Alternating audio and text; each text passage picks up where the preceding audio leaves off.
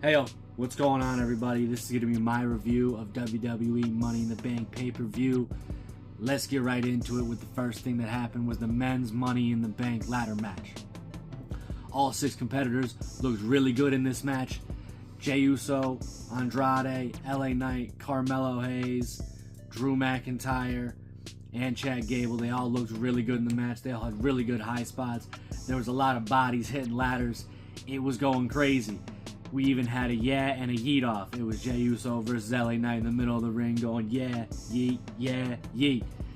That was nuts. Towards the end of the match, Jey Uso was up on top of the ladder. He even had it unhooked, which usually if they have it unhooked means they're winning. So I'm thinking Jey Uso's gonna win, but Drew McIntyre comes out of nowhere, literally picks a ladder up, hurls it at Jey Uso's face, knocks him off the ladder. Drew hits him with a Claymore, Drew climbs up, and he wins the Money in the Bank briefcase. Drew is Mr. Money in the Bank. After that match, we had Sami Zayn versus Braun Breaker. I think they changed Braun Breaker's entrance music, and I am not a fan. I'd much prefer the old entrance music. Braun dominated this match early, until Sami hit him with a comeback, and then after that, it was kind of neck and neck throughout the whole match. The latter half of the match, they went for each other's finisher. Braun went for a spear, Sami countered. Sami went for a luva kick, Braun countered. Braun went for another spear, Sami countered. And then Sami hit the haluva kick for him to retain the Intercontinental Championship. Sami is still your champ. Braun Breaker was not happy after this loss. Next, we had Trish Stratus come out, and she introduced John Cena. Didn't know John Cena was going to be there.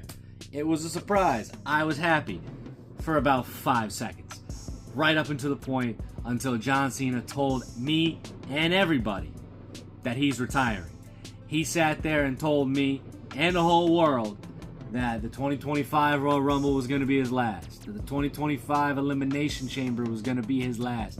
And that the 2025 WrestleMania would be his last. John Cena's last match will be at WrestleMania this upcoming year in 2025.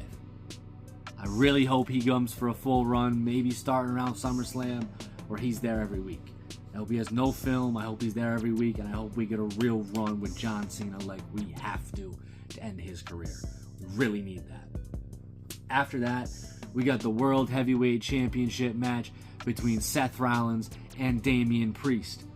This match, for the beginning of the match, looked to be going Seth Rollins' way. Seth Rollins looked like he had the match won. But during this whole match, they were both looking back, waiting for Drew, because Drew promised them that he was coming down to cash in tonight if he won. And Drew won the Money in the Bank earlier. So they're both looking back. And then after a near fall with Damian Priest and Seth Rollins, Drew McIntyre's music hits. He comes walking down. Seth and Damian are down. He gives the briefcase to the ref. Ding, ding, ding. It is now a triple threat for the World Heavyweight Championship. Drew looked to be on his way to winning. He countered Damian Priest, hit him with the Future Shock.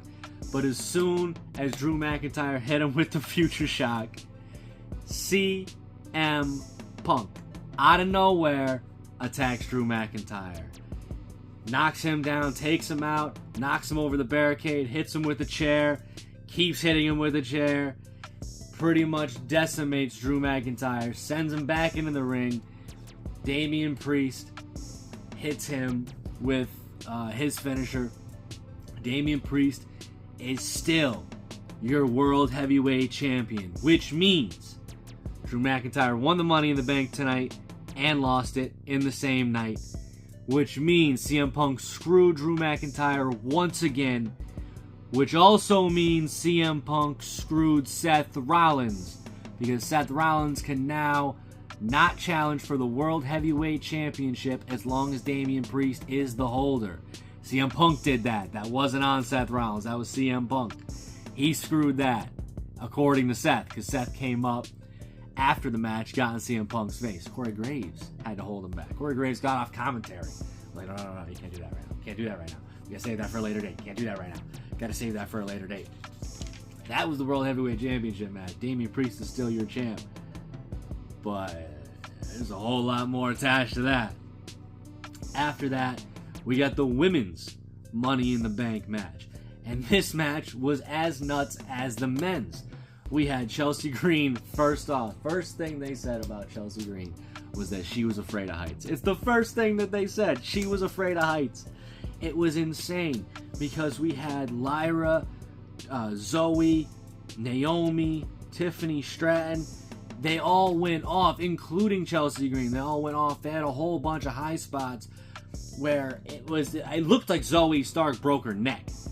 And Io hit her off the top of the ladder with like a power bomb thing, but it looked like Zoe broke her neck. And even Michael Cole on commentary sat there and said, "Holy shit!" Like he said it on commentary, like it wasn't censored, it wasn't nothing. It was clear as day. It was insane.